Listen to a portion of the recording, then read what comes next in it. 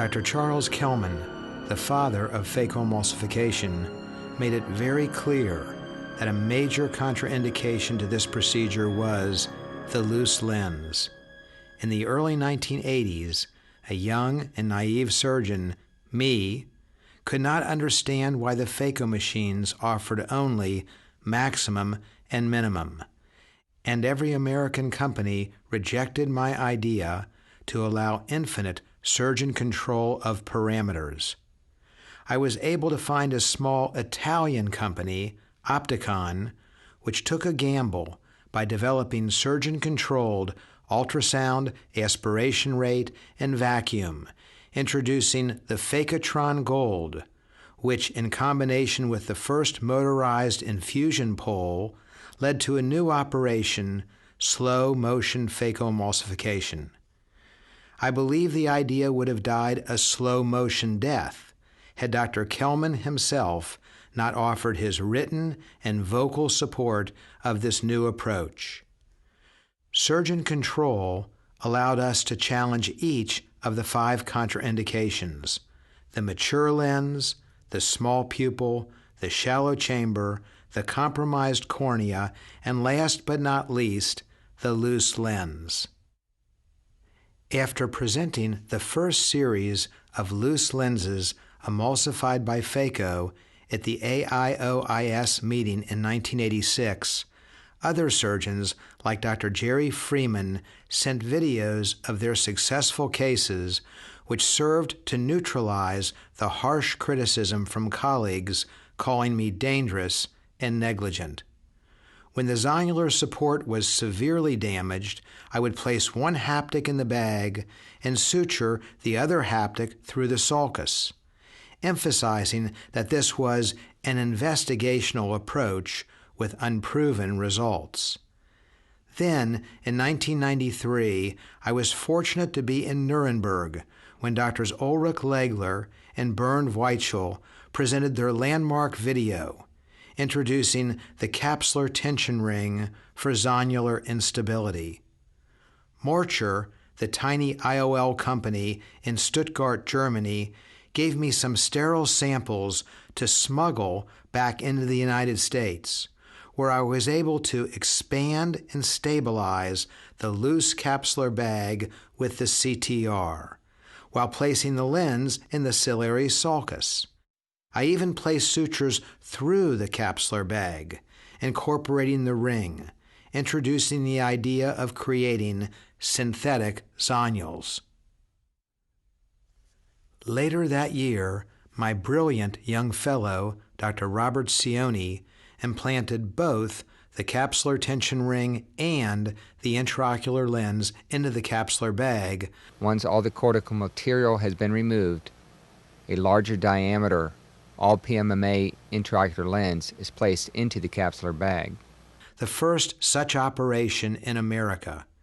It didn't take long for Dr. Cioni to realize that a modification was necessary in order to recenter and permanently fixate the loose capsular bag, which led to the debut of the Morcher Cioni ring in 1997.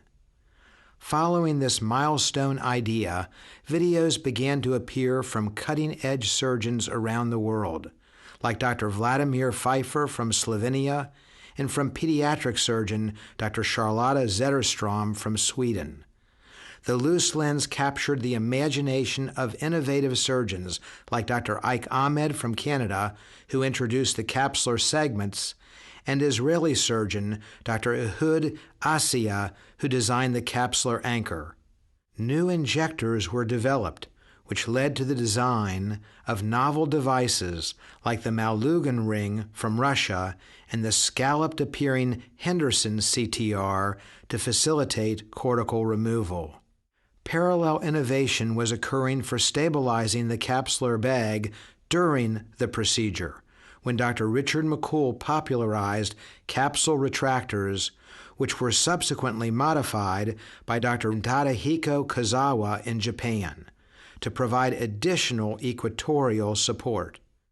Larry Lax, president of MST, introduced a double-stranded capsular support system which Dr. David Chang further improved by closing the distal loop to prevent inadvertent CTR entrapment. Suture techniques were also being developed for advancing the eyelet by Drs. Andreas Fromm and Burkhard Dick from Germany in 2001, and later championed by Dr. Timothy Page in the United States. The late Dr. Roger Steinert improved the lasso suture, which I had introduced in the 1980s, by demonstrating how to dock the needles when refixating the late dislocated capsular bag lens complex in patients with pseudo-exfoliation. Dr. Michael Hayter eliminated the Gore-Tex spaghetti, simplifying the suturing technique by direct suture retrieval through the pars plana. Every year, we continue to see new devices from around the world, like the double-flanged technique from Dr. Sergio Canabrava in Brazil, the Embody device, the paperclip capsular stabilizer from Dr. Susan Jacob in India, and the conversion of the transient capsular retractors to a permanent solution from Dr. Rekas in Poland. As I enter my 70s, I look back with a sense of appreciation for each of these brilliant contributions from so many surgeons.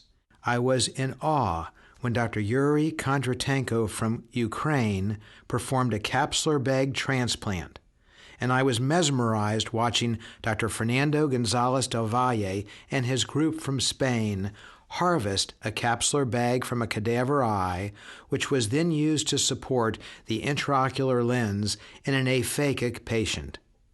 How far we've come, and how clearly I recall a young surgeon's anguish being accused of malpractice when introducing synthetic zonules, the lasso suture, and surgeon-controlled parameters leading to the birth of slow-motion phaco more than 30 years ago. We have, in fact, conquered the loose lens, and I am grateful to have played a small role in this ophthalmic surgical triumph.